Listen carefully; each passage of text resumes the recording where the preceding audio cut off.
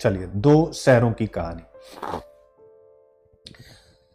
एक बार की बात है, भारत के राज्य में दो शहर थे, एक अमनपुर और एक संघर्ष नगर। अमनपुर और संघर्ष नगर यानी महाराष्ट्र वाला एग्जाम्पल समझिएगा, विदर्भा और मुंबई। दोनों शहर एक ही राज्य में स्थित थे, लेकिन उनकी परिस्थितियां और विकास की राहें बिल्कुल जुदा जुदा थी। अमनपुर राज्य का सबसे बड़ा और सबसे विकसित शहर था, यानी मुंबई। वहां की सड़कें चौड़ी, साफ और रोशन थी।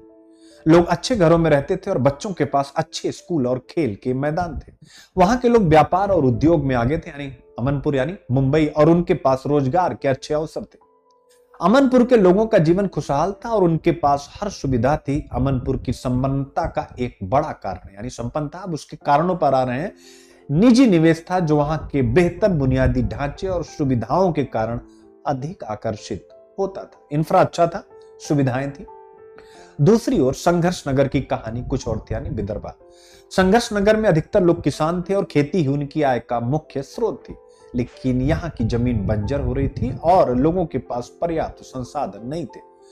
रोजगार के अवसर कम थे और यहाँ का क्रेडिट डिपॉजिट अनुपात भी निम्न था, जिससे लोगों को लोन मिलने में कठिनाई होती है। यानी बैंकों में बहुत ज्यादा जमा नहीं था। बैंकों का जमा किससे होता है भाई? जहां के लोगों के पास पैसा होता है। जब कभी संघर्ष नगर के लोग अमनपुर के विकास के बारे में सुनते तो वो निराश महसूस करते थे और वहां आंदोलन भी होता था।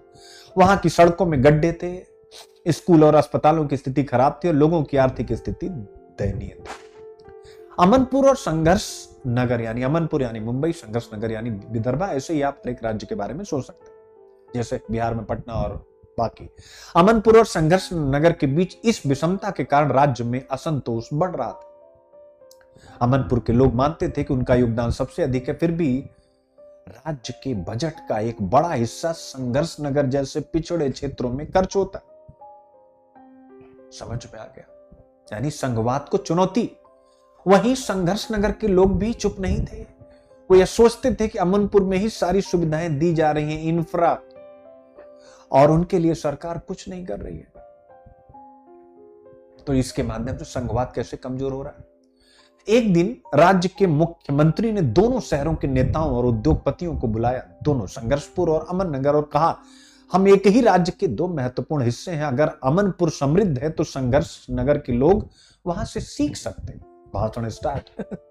और अगर संघर्ष नगर के लोग कठिनाइयों का सामना कर रहे हैं तो अमनपुर को उनकी मदद के लिए आगे आना चाहिए। समावेशी विकास, यानी समावेशी विकास के द्वारा हम संघवाद को मजबूत कर सकते हैं, अमनपुर और संघर्ष नगर को एक साथ ला सकते हैं। मुख्यमंत्री ने संघर्ष नगर में विशेष आर्थिक क्षेत्र यानी स्पेशल इकोनॉमिक जोन बनाने की घोषणा की। यानी अब मैं अपनी तरफ से सुधार बता रहा हूं, क्या करना चाहिए। मुख्यमंत्री ने, यानी सलूशन बता रहा हूं, लिख लीजिएगा। इस असमानता को दूर करने के उपाय इस कहानी में पॉइंट वाइज मुख्यमंत्री ने उस मीटिंग में प्रपोजल रखे।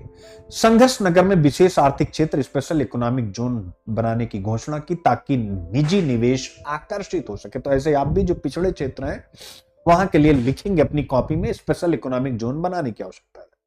दूसरा, इसके साथ ही उन्होंने संघर्ष नगर में बुनियादी ढांचे में सुधार, जैसे सड़कें, अस्पताल और स्कूल बनाने के लिए सार्वजनिक निवेश यानी सरकार के द्वारा निवेश का आश्वासन दिया। तो पहला स्पेशल इकोनॉमिक जोन, दूसरा सार्वजनिक व्यवस्था दुरुस्त करने के लिए सरकार का निवेश। और अमनपुर के व्यापारियों ने भी संघर्ष नगर में कुछ उद्योग लगाने का निर्णय लिया, यानी प्राइवेट सेक्टर इन क्षेत्रों में आए, जो मैंने आपको बताया था, जिससे वहां के लोगों को रोजगार मिला। सरकार ने संघर्ष नगर के युवाओं को अमनपुर में ट्रेनिंग के लिए आमंत्रित किया। देख सकते हैं कितना बढ़िया विकास का मॉडल है, ताकि वे नई तकनीकों को सीख सके और अपने शहर में यानी संघर्ष नगर में बेहतर रोजगार पा सके। धीरे धीरे इस नीति से संघर्ष नगर में भी विकास की रफ्तार बढ़ने लगी।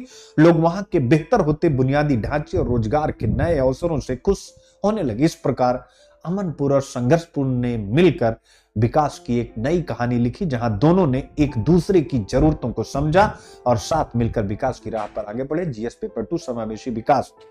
इस कहानी से क्या समझ में आता है? इस कहानी से यह समझ में आता है कि अगर राज्यों में संसाधनों का उचित वितरण हो और सरकारी नीतियां सभी क्षेत्रों को समान अवसर प्रदान करें तो संघीय ढांचे की मजबूती बनी रहती है। जब विकास निचले स्तर से आता है तो पूरे राज्य की उन्नति होती है और एकता भी मजबूत होती है। मेरे बच्चों, इसी को कहो तो जोड़ दूं जीएस पेपर 1, रीजनलिज्म सोसाइटी में प्रादेशिकता के उदय के क्या कारण? तो प्रादेशिकता यानी रीजनलिज्म के उदय के ओरिजिन के बहुत से कारण होते हैं। उनमें से एक कारण होता है इकोनॉमिक डिस्पैरिटी, आर्थिक विषमता। एक ही क्षेत्र में एक क्षेत्र का अत्यंत समृद्ध होना, दूसरे का आर्थिक रूप से और सामाजिक रूप से कमजोर होना। तो जो आर्थिक और सामाजिक रूप से कमजोर क्षेत्र है उसको अलग राज्य बनाने की जो मांग होती है, वही है रीजनलिज्म के उदय का कारण। विदर्भ